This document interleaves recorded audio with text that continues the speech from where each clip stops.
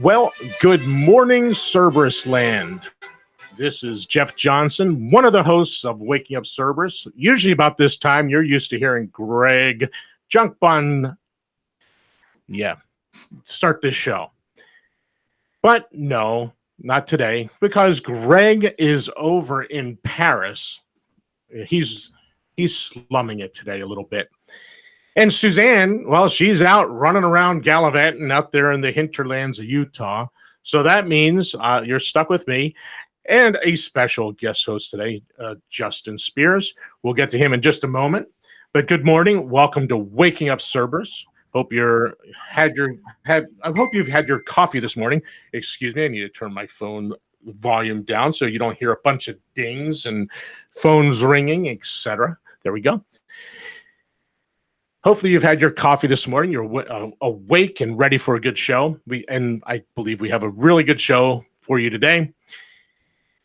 You can hear us here, obviously, on YouTube. If you join us on YouTube, there is a live chat, and I will be joining that in just a few moments, just as soon as we get started. And I can turn it over to Justin for a few minutes so I can make sure we're connected to Radio Co., connected to YouTube, and that you're actually hearing us.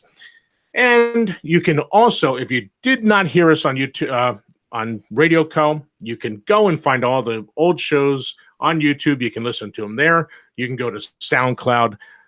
We have hundreds of shows there. If you've missed one, you will find them there. You can listen to them. If you go to SoundCloud, there's free downloads. You can download the shows and share them with all your friends. You can find us on our Facebook page. There's links there to hit Radio Co. so you can listen to shows 24 hours a day because there's something playing always every day, 7 days a week. So that's it for all the opening stuff. You have heard Justin as a guest on Suzanne's show, and today he's going to guest host, and I'm going to turn it over to him to have him get started here so I can check our levels on our different connections. So Justin, introduce yourself, and I'm going to take a quick break. I'll let you know in the chat when I'm available to jump back in here. All right. Well, thanks so much, Jeff. I appreciate the introduction here, and I appreciate Suzanne inviting me on to guest host today. I'm really excited to be here. I was going through some stuff over the weekend, and I've had a lot going on this summer. I was on with Suzanne, I guess, it was probably a couple of weeks ago now, and we were kind of talking about some writing that I had done over at FEE, the Foundation for Economic Education. I've been writing a lot on education. For those of you that have heard me before know I'm a public high school teacher here in the state of Indiana, and I've been spending a lot of time looking at alternatives to public education. As I've spent time in the schooling system, I've come to see the dangers of it and the failures of it. And so I've kind of made it a mission here over the last couple of months. I'm in the process of writing a book. I've written several articles over at FEE. I've also written over at the 10th Amendment Center, which we're going to talk about an article that I just recently had up over there as well. So I also like to dabble in and keep an eye on other things that are going on in the world. And I wanted to kind of start off today by talking about what we just recently experienced with this whole Iran situation and President Trump and being locked and loaded, but pulling back at the last second, deciding not to move forward with any strike retaliation for the shooting down of the drone. And prior to that, the tanker or the ship over in the Strait of Hormuz that was attacked as well. So we're going to talk a little bit about that. We're also going to, as I mentioned, talk a little bit about an article that I had published over at the 10th Amendment Center, which talks about the idea of what we as citizens should be looking for in our government and where in the government we should be looking for. Be a little bit of a discussion on federalism, and we'll talk a little bit about the differences between local government and national government. And then we'll wrap up with talking a little bit about a concept that I heard mentioned at FEEcon, which was the Foundation for Economic Education's convention that I attended a couple of weeks ago. So we'll wrap up with that as well. So let's jump in and talking a little bit about what went on with President Trump and Iran. The war hawks were out in full force after the shooting down of an American spy drone over in the Middle East. And of course, the likes of Bolton and his gang were out saber rattling, calling for retaliation, and all eyes were on President Trump. What was he going to do? Was he going to go forward with attacks, or was he not? And there wasn't a whole lot of communication, it didn't seem like, coming from the White House. We weren't really quite sure what to expect or what was going to happen. And then at some point over the weekend, it was found out that, within minutes of a strike being called, President Trump had an about face and decided not to do that. So those are the kinds of things that often get talked about in the mainstream media, right? The New York Times, MSNBC, CNN, Fox News, they're all going to, get people's emotions riled up over what is or isn't going to happen. What we like to do is kind of maybe go a little bit deeper and give you a perspective that you weren't going to get by listening to the mainstream media. So Jeff and I were having a conversation before we came on the air here, and we said, what are even the purposes of being over in the Middle East? Whether we want to talk about that from an interventionist versus isolationist perspective, obviously that can open up a whole can of worms. Then we also were talking a little bit about, well, what authority does President Trump even have in this regard? If he were going to authorize some kind of a use of force, what would rise to a declaration of war? And then at that point, would he need to have authorization from Congress to be able to do anything? Or, how much leeway does he have in terms of being able to do what he's doing? And so I kind of wanted to start there. I wanted to take a look here first at, is the president even given the authority, or does he have the ability to issue any kind of a retaliation without having to first go to Congress? And so, I think obviously as you look throughout our nation's history, you can see, example after example of president that has used the military to intervene either proactively or reactively to events that have occurred in various different parts of the world. So in many ways, President Trump wanting to retaliate for this, isn't acting out of the ordinary for presidential power. And that goes, as I said, way back. I was reading through the War Powers Act of 1973. And when you look at that, going back to President Nixon and Vietnam, and what you see here when you really dig into this is there's been a long train of presidents that have circumvented going to Congress and asking for a declaration of war, or even to keep them in the loop and get advice and consent from them as the president uses military force to go, whether it be in Korea or, going back even further than that.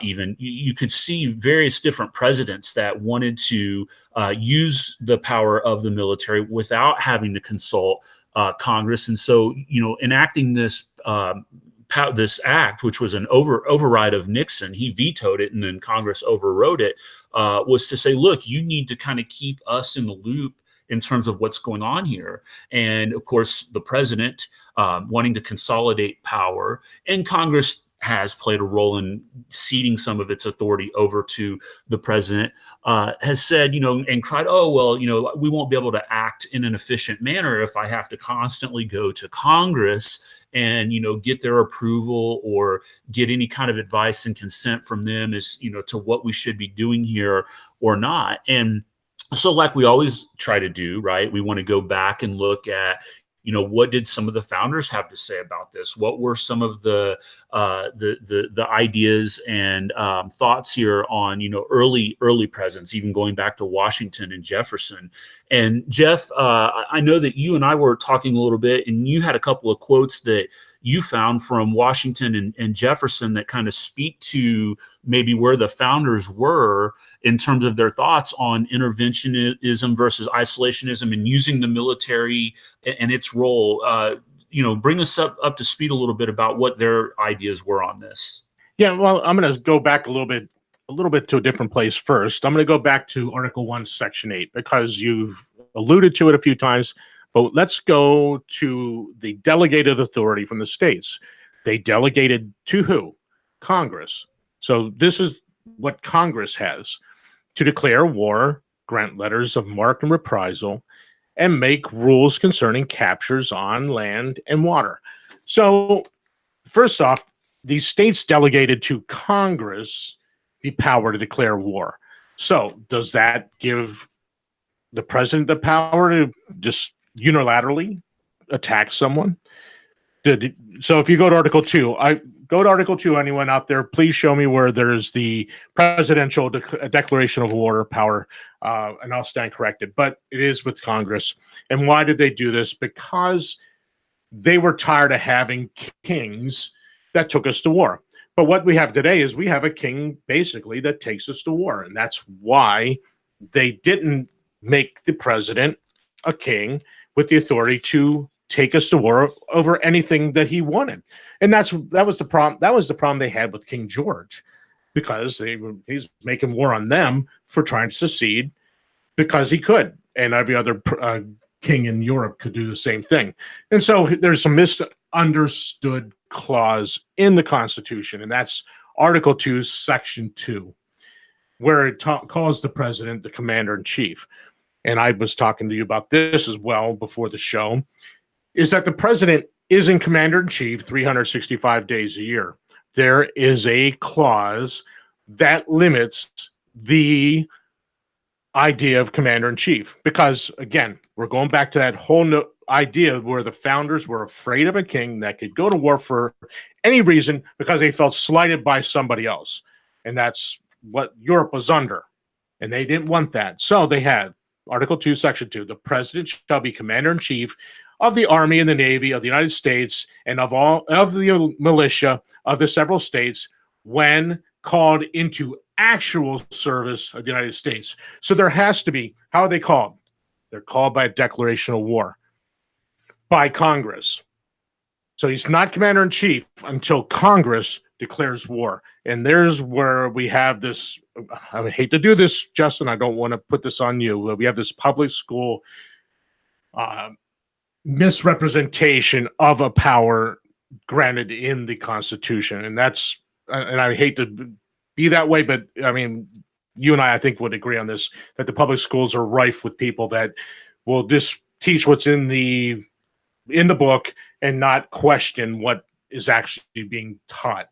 So I'll read those two quotes in a second. I just want to give you an opportunity to kind of respond to what I just said, though, about these two clauses. No, you're absolutely right. And I know just from experience that I've had in observing classrooms and, being a teacher myself, it can be frustrating to try to go to this level, even just to do the exercise that you just went through, to try to educate the populace about that. It's so much easier to just hear a soundbite from a mainstream media account, or to hear what mom and dad have to say at the dinner table, or the social media chatter or whatever it might be, kind of that lowest common denominator. Yeah, it's difficult to push back and to get people to think critically and to read primary documents that clearly spell out the way that this thing is supposed to work. And I think that's one of the reasons why we've gotten so far off the path here of us as a populace. And I think the other thing that's really important about what you mentioned there too, about the states delegating that power to Congress, that a lot of people have said, when you look at that false narrative of the co-equal branches of government, right? I think that's one thing that, again, when you talk about teaching government to citizens, that oftentimes is a misnomer, is that the co-equal branches of government. I don't think that's accurate. I think by and large, Congress, and even when you look at the document, the Constitution, it's the largest section of the Constitution for a reason. The powers delegated to Congress are given to them because they were the closest to the body of the people. And so, when you talk about policies and decisions that are made by the government, you're, as a citizen, able to, I guess, if you're in favor of a democratic republic and the way that it's supposed to work, be able to recall your congressperson quicker for their actions than you would be able to get at a president, or even at the time, obviously, a senator who was more isolated as they were appointed by state legislatures initially. But even again today, most people don't want to think at that level. They just want to have you feed them what the narrative should be. And ultimately, what you just went through isn't the narrative that gets fed to them. It's that kind of mainstream, well, let's squibble and squabble about this, as opposed to, okay, let's talk about what it actually should look like. Yeah, well, if you go back to last week's show with Mike Mahary, folks, and it's on our SoundCloud account, and it's in YouTube, you can find them either place. You will hear us discuss this very thing about the supposed co-equal branches. Everything was granted to Congress. The president had really one power, and that was to veto those. And the Congress could still override the veto, and the courts were practically toothless, and because the Congress could tell them what they could hear. So, well, you can go back to that show if you want to listen to that. I'm going to get us moving along here because we could get really, really sidetracked on this because we could spend almost the rest of the show talking about this alone. But here's these two quotes, and this will bring us back to another part of our discussion earlier. It is our true policy to steer clear of permanent alliance with any portion of the foreign world. That was George Washington in his farewell address. And in Jefferson's inaugural address, he said, peace, commerce, and honest friendship with all nations, entangling alliances with none. So before the show, we were talking a bit about interventionists and isolationists. And by these here, I'm going to say that they were not isolationists and they were not interventionists. So what were they? They wanted peace, commerce, and honest friendship with the world. And there's nothing wrong with that. But they also knew that there was bad people out there, and Jefferson went to Congress and asked for the ability to go over to Tripoli and get those ships back. And they granted it. So I'm not an interventionist, and I'm not an isolationist. I believe you have a place in the world, and this was our discussion early, and I'll let you run with that a little bit because I don't want to intervene in every world. And I said this earlier, our intervention has caused the problems we're facing today. In what was it, the 70s in the Shah, we intervened in Iran. And where are we today? Because of our intervention in a really lousy place. We intervened over in Libya. Now, Libya is a real crap hole, being kind of polite, I'm not saying the S word, which was out there for a while with Trump. But who created that? We did. Now, was Gaddafi a nice guy? No. But he was a known quantity, and he kept control of Libya. They weren't the mess that they are today.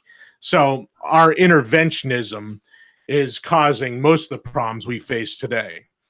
And so I'll let you run with those two ideas. Yeah, and I think that's obviously when you look at message boards and threads and people that, tackle this topic, it's always interposed as isolationism versus interventionism.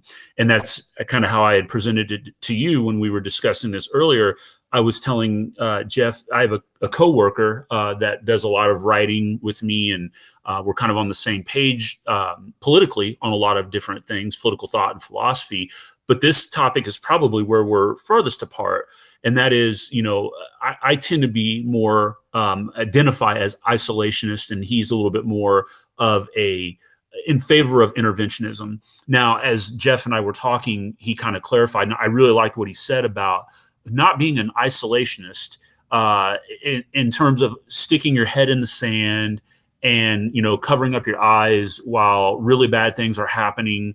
And also the idea of interventionism in terms of proactively going out and looking at regime change, which, as you said, has an awful track record. Anytime we try to proactively get involved, whether you want to look at what went on in the 80s with Reagan in Latin America, or as you said, Libya, or any number of other, Egypt during the Arab Spring, and what went on over there.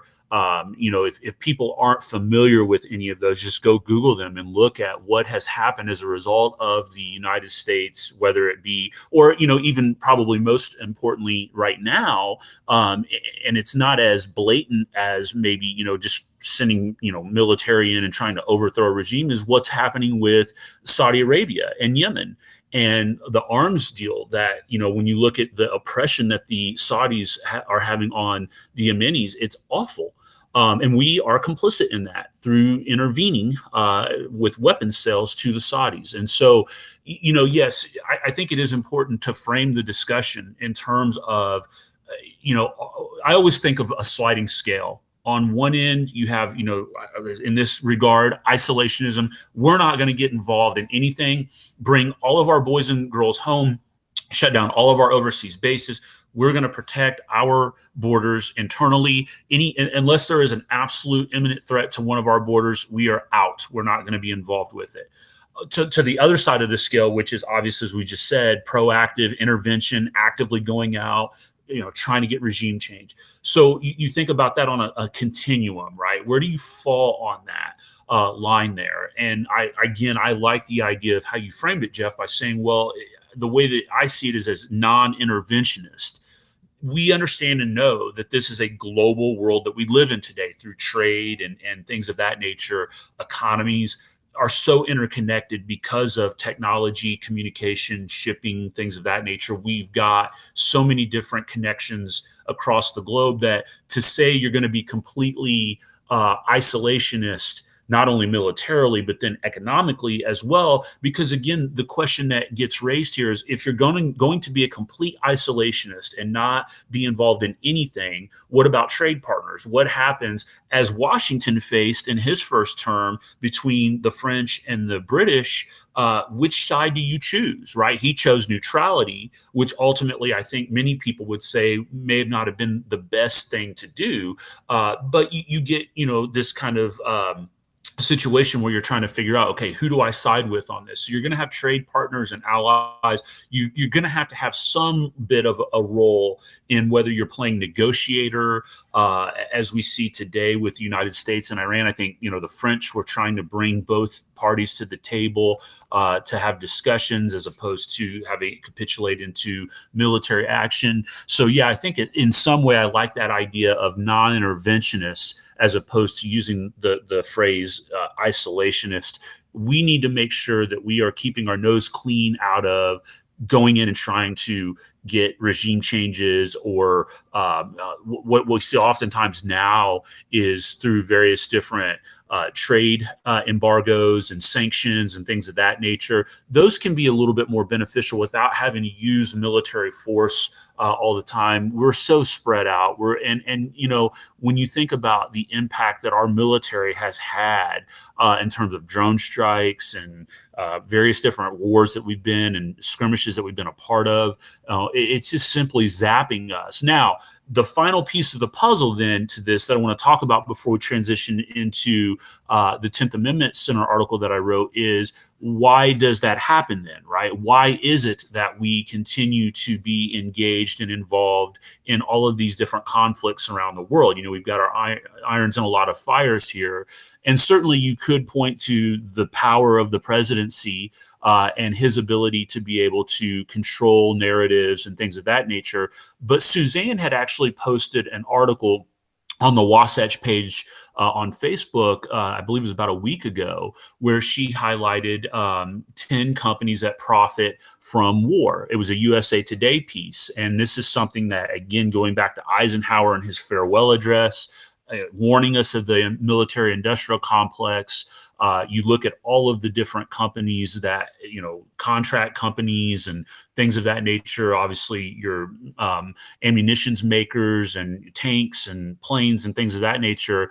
These people are in the ear of the influential policymakers, and they're the ones that are continuing to propagate the idea that we need to be involved in all of these different areas, because guess what that means? It means more orders for more bullets and bombs and planes and ships and things of that nature. And that's one of the things that President Trump has touted, even in his, I believe it was his speech that he gave about why he decided to pull back. He made it known that our military has been revamped and that we've spent so much money in retooling our military, and we're locked and loaded and ready to go. And so you look at that has a huge impact on why we continue to be so involved. Post 9/11, with the Military Authorization Act that President Bush got, in being able to send troops and military personnel into different places,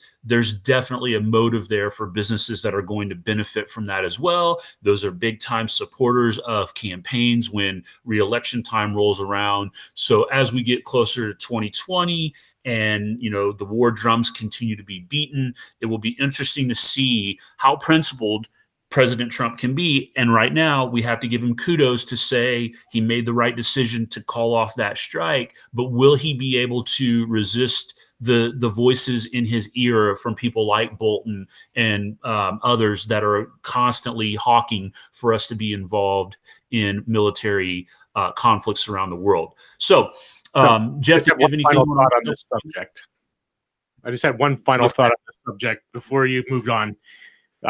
I want to go back to those two quotes about alliances. And I want to just ask our listeners, think about this today. Would Jefferson and Washington and the founders, would they entangle us in an alliance such as NATO? Would they want us to tie our forces to have to go fight in a European war? Or would people like John Taylor of Caroline, when he was a senator, would he oppose such an alliance in the Senate because they would have to ratify this treaty that was made? Would they? I don't believe they would. I think that they feared having armies, standing armies. So why did that? That's why there was only a 2-year limit for every time they have to re-up the army every 2 years. But today they don't, obviously. The only thing that was standing was the Navy because they understood our role in the world is our Navy needed to defend our shipping lanes. They needed to be out there to defend the ships that were taking our goods all over the world. And the Navy was supposed to be perpetual, but not the Army, for a reason, because they were afraid of standing armies, afraid of a king that would take us to war whenever he wished. And I'll leave it at that. Just think about that, though, out there, folks. Would Washington, Jefferson, John Taylor, Caroline, Madison, I know probably Hamilton would, but would most of our founders, would they be interested in an alliance such as NATO? I'm going to say, because of those two speeches, probably not. So there it is, Justin. That's a great final thought there. And we didn't intend to. So, all right.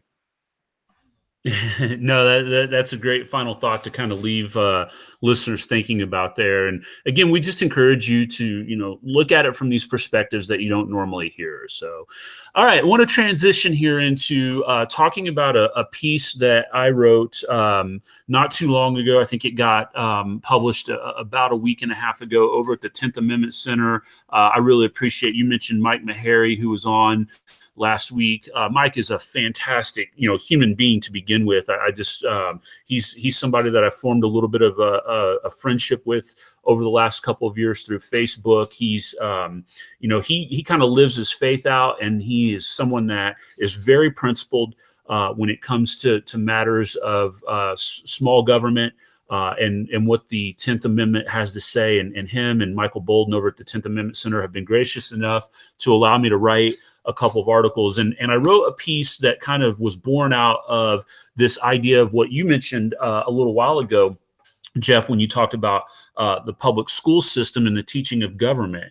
And, when I look at the state standards that I have here in the state of Indiana, our state legislator tried to puff out its chest during the Common Core debate and say, well, Indiana's not going to adapt Common Core. We're going to write our own standards. So what did the state legislature do? They turned around, they wrote their own standards, and guess what they looked a lot like? Common Core.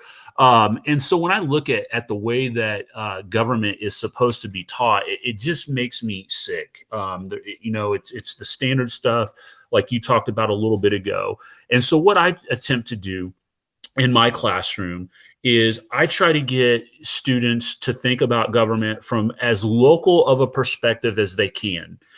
There's all kinds of studies out there that talk about how poor civic literacy is today, especially with our youth, the millennials, Gen X, whatever age group you want to go to, just kind of that standard citizen. And so there's so many reports out there that talk about how poor of an understanding people have. And I even say in the article, you've probably seen the typical man on the street interviews with people. They have no foundational basis for what they believe or why it is right, or in many cases wrong.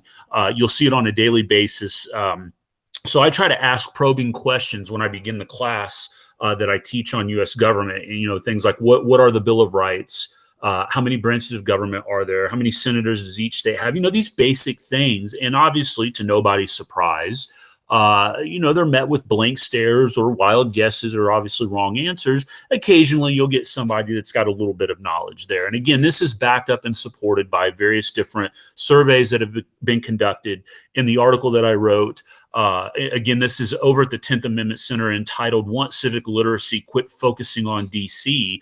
I cite an American Bar Association survey that was conducted on civic literacy, and they surveyed 1,000 U.S. citizens that give us a glimpse of the shortcomings of understanding the way that government is designed and how it should work.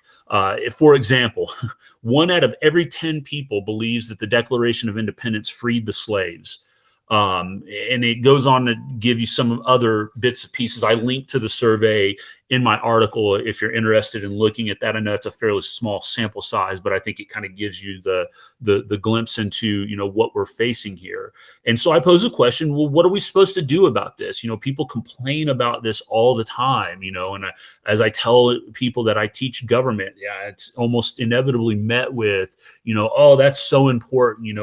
Our young people need to know how our government works, this, that, and the other. But then you find out that person that you're talking to probably doesn't have a grasp and an understanding of how our government should work here. And so again, there's been a variety of opinions on how we should try to improve civic literacy. Here in the state of Indiana, our General Assembly has proposed introducing a civics test to seniors that would essentially mirror the test that's given to new citizens of this country. And I say, look, that's a noble gesture, but it completely misses the mark. What we need to do is we need to stop focusing so much of our time and attention on Washington, D.C., and look at what is going on at our local level, at our state level, at our county level, city level, and really try to understand, as Tip O'Neill once famously said, that all politics is local. And so, understanding that, your county commissioners, your school board members, your mayors, so on and so forth, these are the people that have the most impact on a daily basis with your life. And again, to try to illustrate this to my students in the county that I teach in, they're facing a windmill debate right now. Jeff, are windmills a big thing for power in Pennsylvania? Yeah. Okay. I think I've discussed on other shows that we have a little mountain just south of me called Armenia Mountain. And years ago, I used to hunt up there. But recently, in the last, 10 years, they put in, 70 windmills up on that mountain. They clear cut probably thousands of acres of woods up there, put a massive dirt road up there to get these big trucks in there. And they destroyed a lot of the hunting land. I used to hunt up there. So, yeah. Oh, but it's green, but yes, we have windmills. Okay. So here in the county that a little bit. Well, here in the county that I teach in, there are a lot of windmills in northern Indiana. And so they're kind of creeping their way south a little bit. And so the county that I teach in is going through and looking at, do we zone for windmills? And you've got the farmers who are, I think, for the most part, against this.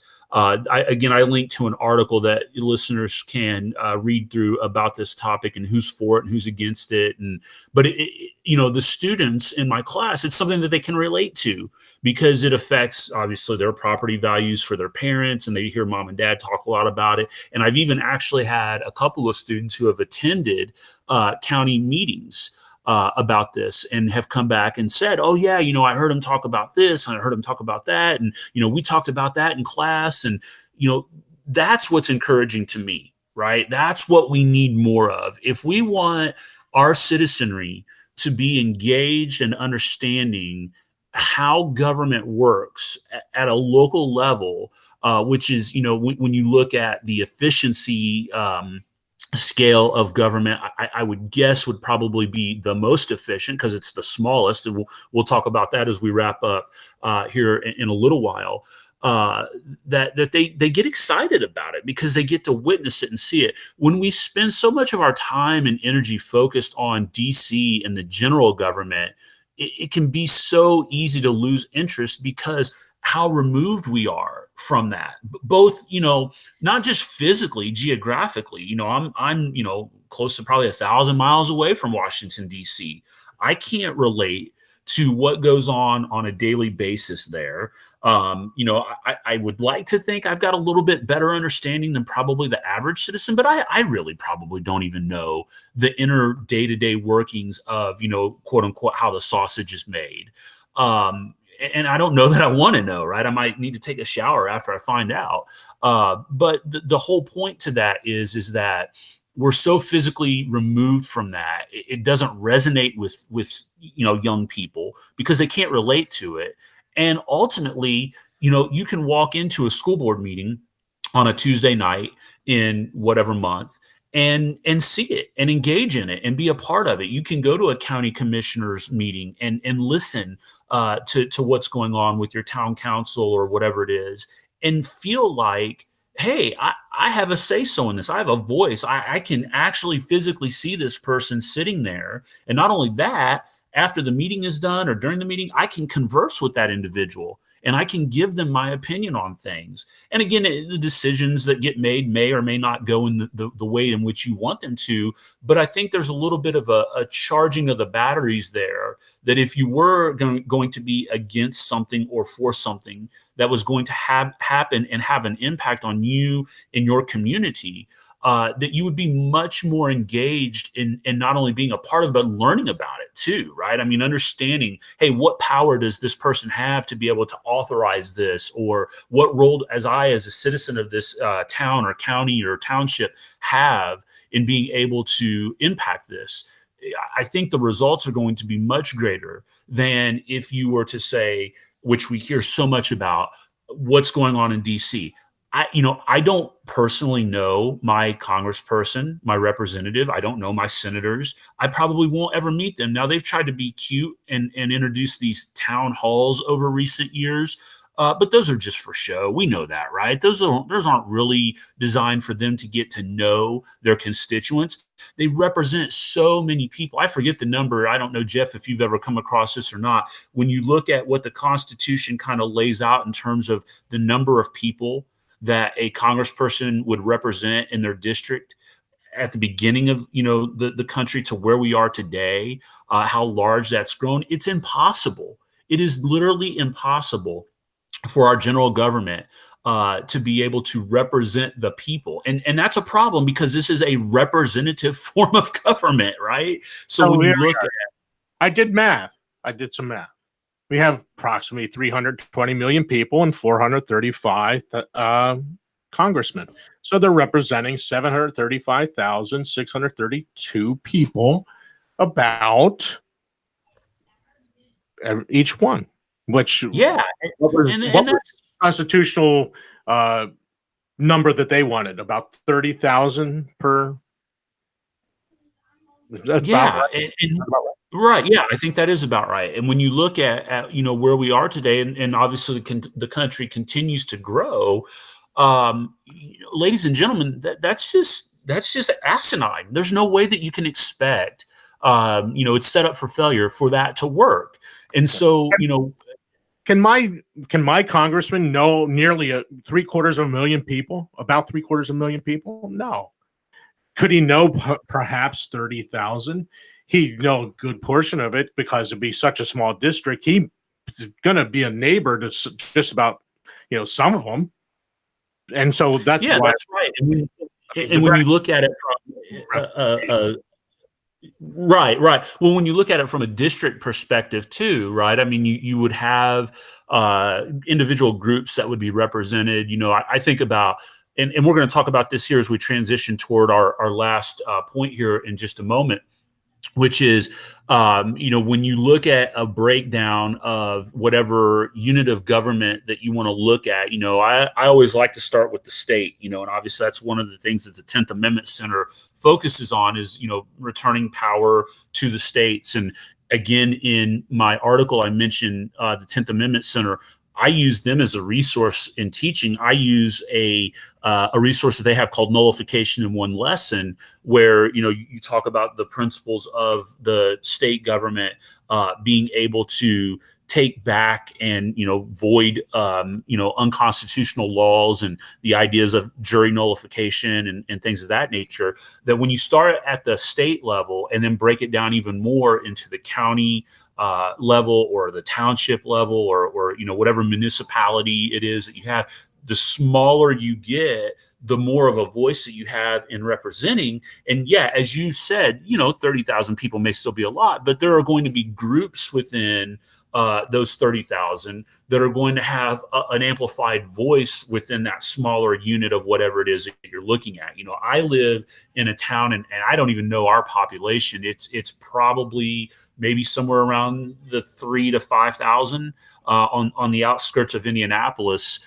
which is obviously a little over 1 million people with Marion County.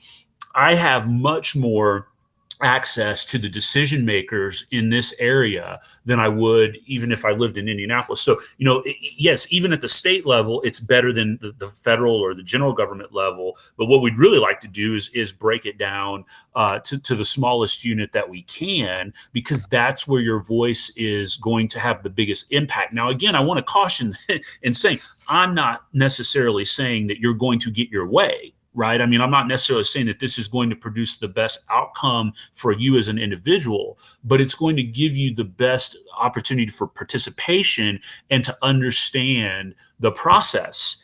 And, look, it's on us as people, as citizens of this country, to be engaged.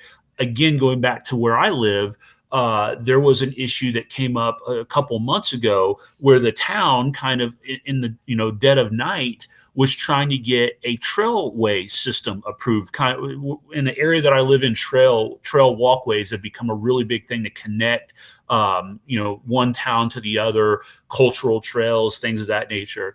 And so the town that I live in was trying to get a trail approved. Well, this meant that they were going to have to cut through and use eminent domain on some private property. And they weren't going through the proper channels of, notifying people about this. And someone caught wind of it and went onto social media platforms and said, hey, you guys got to get to the town meetings and make your voice heard. If you don't want this, if you don't want to give them the precedent of being able to do this, you need to make your voice heard. And of course, when they hold the town council meetings, there's 5 people in the room, right? And so it is incumbent upon us as citizens to be engaged. And I would again dare say that, that level of engagement is going to you're going to get the best reward for it when you get it at that lowest or smallest level of government. So that's kind of my pitch in this article, is to try to encourage people to know who's going to be on your school board, right? Get to know them, and don't just show up at the polls and push the all Republican or all Democrat button and walk out and put your I voted sticker on. don't go and vote for people that you know absolutely nothing about. Take the time to get to know who these people are, who are your county commissioners, your town councilmen, your school board members, so on and so forth, because the policies that they put in place are going to have a greater impact on your day-to-day life than anything that your representative in Washington, D.C. is going to do. Although when you hear it from a media perspective, all the hyperbole and hype is about what's going on in the Beltway, right? And so again, I think that, when we do that, it's easy to get turned off by that. Therefore, we get the level of disengagement that we have. So I think that's hopefully an important, reminder to people in terms of our role in all of this and what we can do. Jeff, any comments on that before we move on? Right. There are approximately, and some of these are cities and they're their own counties, but there's approximately 3,142 counties or county equivalents in the United States. So would you have a better chance in knowing the people are representing you in your county as opposed to those that are perhaps representing you in your state? Now, for a while there, I knew our state representative for this district, and so I could know him. So the state may be at the largest political, whatever the word I'm looking for, entity. But I think what we would be better off is having 3,142 little republics in these United States, because you have a better chance in knowing those personally that are creating the laws. Now, again, our good friend and I, Mark Kreslins and I, we agree that we're probably better off with almost no government, having just a basic set of civic laws and having a court system that mediates disputes and applies those laws of not murdering, not robbing, and pretty much having, I think this is going to lead into where you were going, into a more volunteerism, and getting along with and having interactions with other people.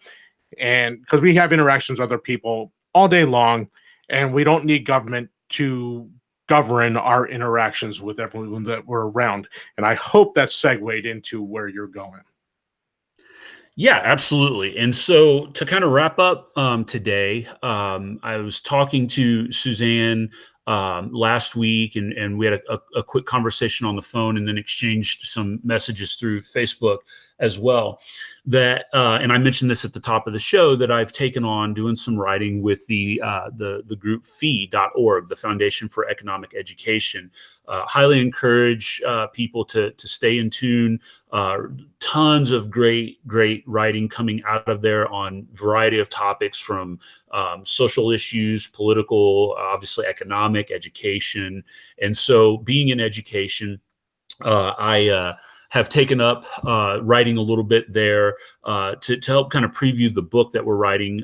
Mike Margison, my guy I co-teach with, and I are writing a book entitled Failure, the History and Results of a Broken School System. And we spend a lot of time talking about the principles of the American school system, the history behind it, and how the ideas of compulsory education have come to wreck this school system that we have. And then I kind of take over and talk a little bit about the methods and results of how that has rolled out over time.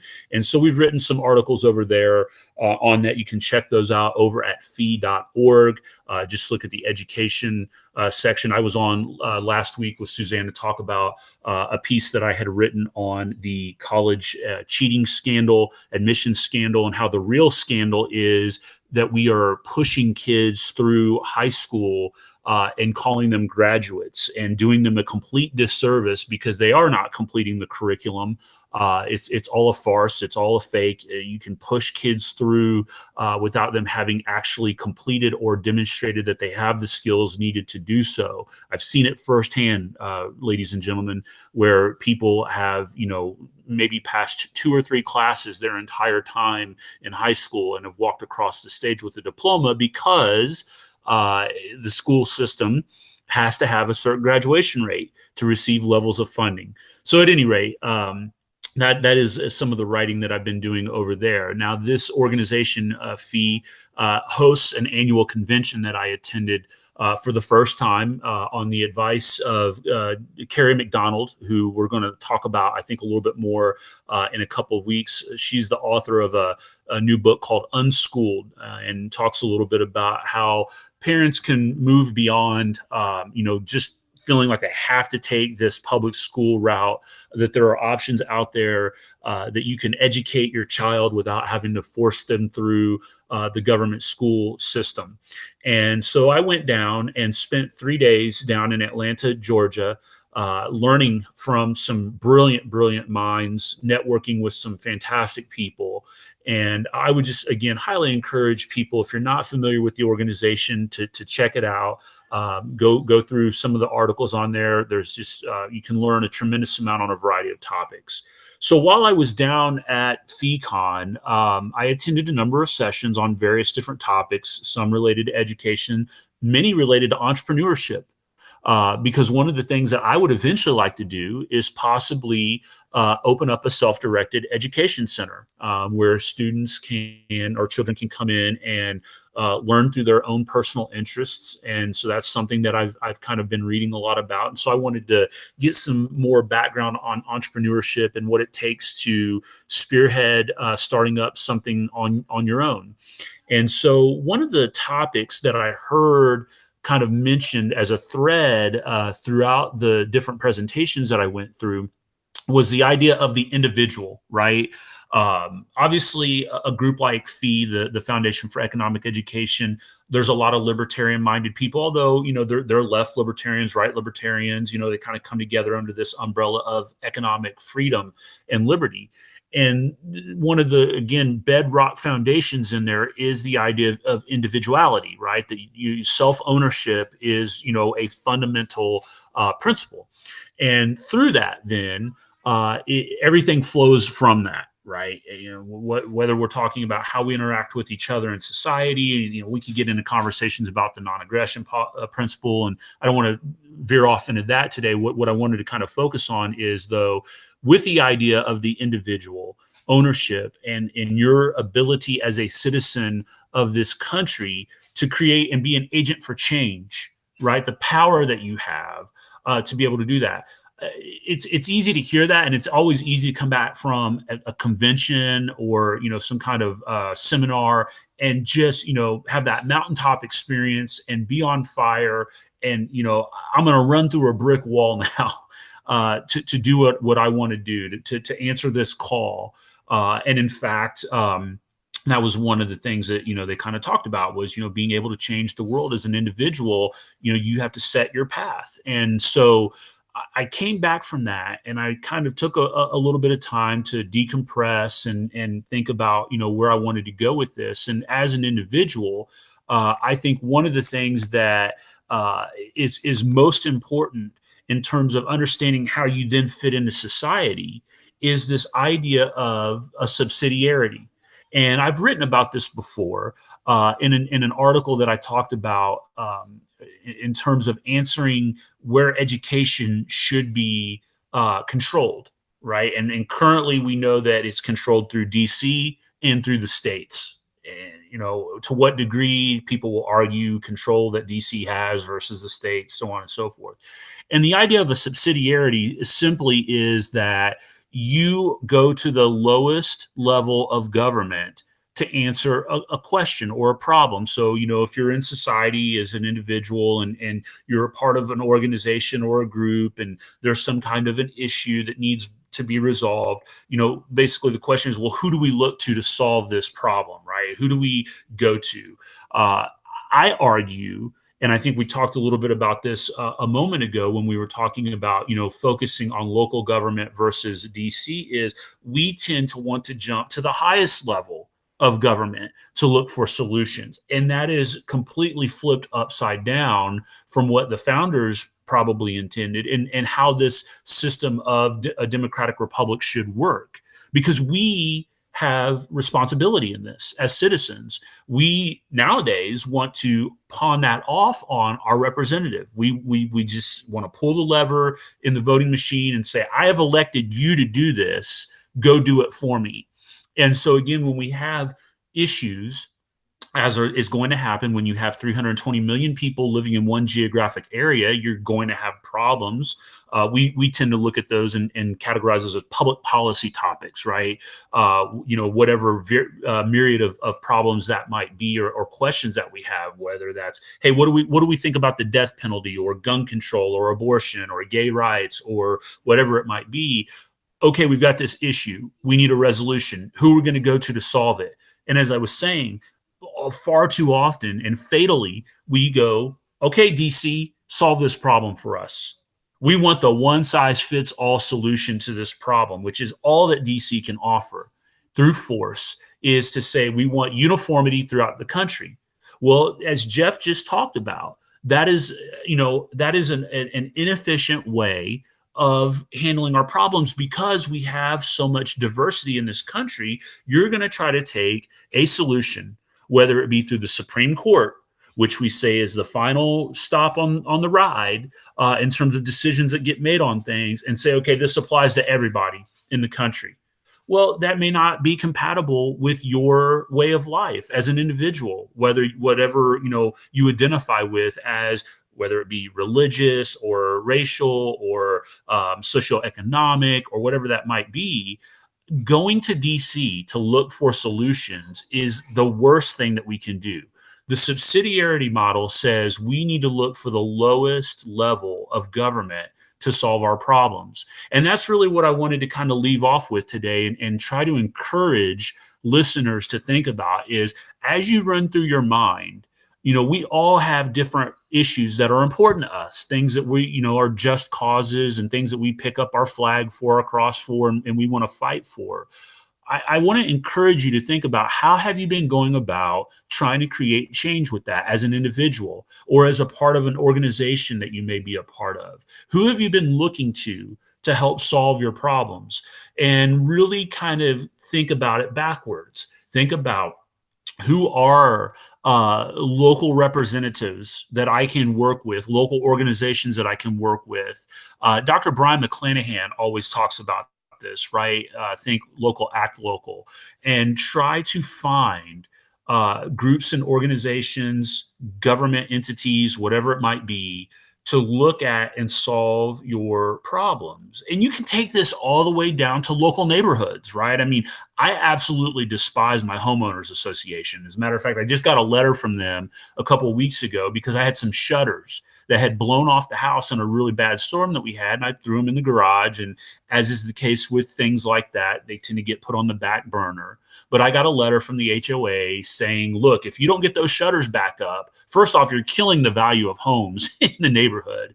And if you don't get those shutters put back, we're going to fine you, right? Okay, fine. I go to the Lowe's, I get the equipment that I need, I get the shutters put back up, right?